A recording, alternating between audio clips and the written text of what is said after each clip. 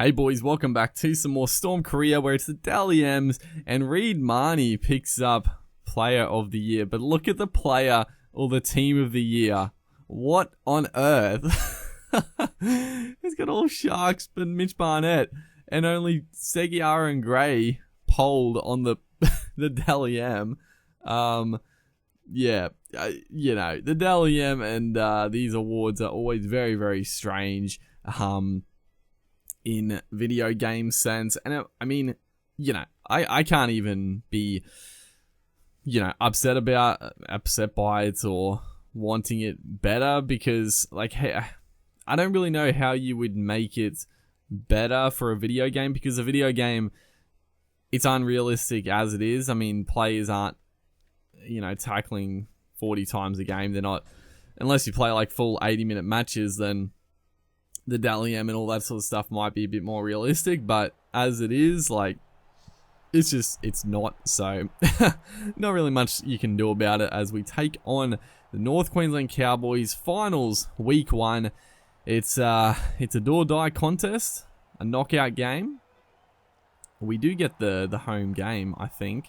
We do. I say I think because the home grounds have been all messed up this year, so I don't know if this is meant to be our home. I didn't actually see where we were on the ladder. I didn't look at all, but they've been all messed up this whole season. We've been I don't know where we've been playing, but every team's home ground has been wrong. So I don't know if this might be meaning to be the Cowboys' home game, but they've played it because it's messed up. You know what I'm saying? But I don't know. I didn't check where we finished, so all we can do is win and give us a good opportunity. We've come out of the gate strong. A little bit of fortune right there with the kickoff, and that's it's the other thing. I've been playing as Kenny Bromwich. What a start to this game! We could not score a point in 80 minutes of footy against the Eels. We come out a wet night in Melbourne, and we're going to score in the first couple of minutes. That is absolutely fantastic. But man, I was gonna say I've been playing, like I said in the last video as well, I've been playing Rugby League Live 3, and another thing that I really miss is the ability to do short kickoffs. I actually think that they balance the short kickoffs pretty well in that game. When it first released, the short kickoffs were extremely overpowered. You could bat them back, most times, honestly. But the way it is now, a lot of times your player won't really get to it. It's sometimes a bit weird how they do it, but there is an okay chance that your player will get there and be able to knock the ball back for you to get a short kickoff. And I know a few people have said in this game, there is a way to sort of, it's a cheesy way. You have to do a short kick down the middle of the field or something like that, and then because the AI always look to throw it to the forward or the front rower, you can sometimes get the intercept. But I mean that's just stupid. I hate that. I mean, I just don't understand why they didn't put the way they had it in Rugby League Live 3 into this game, because the way it is now, you can do sort of some half glitch, half cheese type way to do it. I don't know, it just doesn't make any sense to me. I thought they balanced it pretty well in that game, but that's one of the things that I do miss about Rugby League Live 3. There's quite a few things the more I've been going back and playing it. I still like it. I have to bring it up every time, but I still prefer this game overall. It's still a better game in a Rugby League sense, but Rugby League Live 3 is very, very fun as we're going to palm off here. Will Chambers scores our second try just before the break. That's a big try there. Kyle Felt just standing at nothing. Beats Ben Barber and then shrugs off Tamalolo, if you don't mind. So, yeah, the Cowboys, obviously I didn't mention it, but Benny Barber is at the back. So, they're going to be a tough task, but we've controlled it pretty well up until this point. As been under 5 minutes to go in the game. As unfortunately, who was that?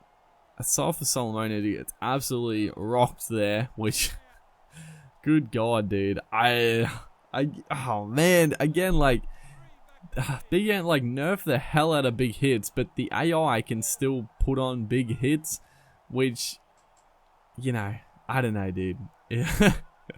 Again, I don't know why they nerfed the big hits so badly in this game. Like they were too much at the start. As Brandon Smith here goes straight through the start of the second half. Some poor defense from the Cowboys. He's putting the foot down here. Links up with Vunivalu.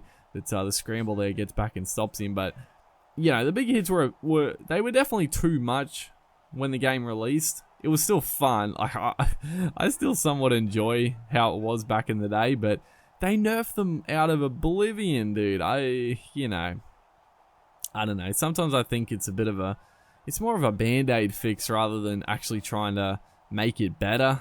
That's the one thing I find a little frustrating. But beautiful ball here. That was a good little play. I like that little setup when you get the blind side. We didn't really have the numbers, but again, the Cowboys' defense on the edge was very, very flimsy. And Addo Carr ran a very strong line straight through a yawning gap. As Cameron Smith, again, a tough kick. Like, it's a very tough kick with the breeze. And then from that sideline for a left footer. So it's only going to be 14-0 with the 3 tries as Matt Scott straight through. Beats a couple there. And the Cowboys with a good chance now to claw their way back into it. We've played very, very well.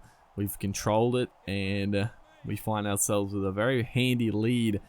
But the Cowboys, very dangerous side as they tried a little outside-inside play, but Bolton wrapped up there by some good online defense. Last tackle is going to go back to Morgan to put up a kick. It's a bit shallow, and Big Vunivalu is going to take that one and defuse a pretty dangerous situation. So Cameron Munster, the Ben Barber was actually up in the line and a fantastic kick downfield. The wind was against us, so we didn't get the benefit of a 40-20, but great kick. Unfortunately, the kick chase wasn't bad, but Javid Bowen just beats the frontline defense and just turns the good kick into a bit of a good play from the Cowboys, and it puts them right back on the attack here. Second tackle, must have got a restart of the tackle count somehow, and it's going to be Nene McDonald in the middle of the field. What's he doing there, the big winger? Damn. It's a big try to the Cowboys. Still 14 minutes to go, and Kyle Felt is not going to miss this one. It's going to make it 14-6. So it's still a handy lead. They still need 2 tries, but missing those conversions is not good, as Gavin Cooper almost gets to the line. They spread it out here. Ben Barber pushing his way towards the line. Someone get in there and freaking help the tackler, dude. Ben Barber now is going to score all of a sudden back-to-back tries, and Kyle Feld is going to make it 14-10 with still 10 minutes to go, mind you. They scored in like 2 minutes, so it's not looking good, but thankfully a few minutes to go and we have the ball up their end of the field. Just wind down the clock. Probably if we can get a repeat set, a field goal isn't going to do anything, so score a try if we can, as we look a little extravagant, but it almost worked for us as Cameron Munster on the blind side here. Probably look for a little grubber maybe. Puts in I couldn't really do anything. He ran onto the ball and just had to kick it. So not a terrible option. Wound down the clock a little bit. The Cowboys, they get a 7 tackle set, but it's not going to matter. Not going to have enough time, and that could be the last play. They get one more here. See what they can do. It's going to be Ethan Lowe just succumbs in the tackle. So a big win. We got a little dicey at the end there, but we controlled the game. We were deserved winners in my opinion. So we survived week 1. We're going to move on. Hopefully you guys enjoyed, and I'll see you in the next one.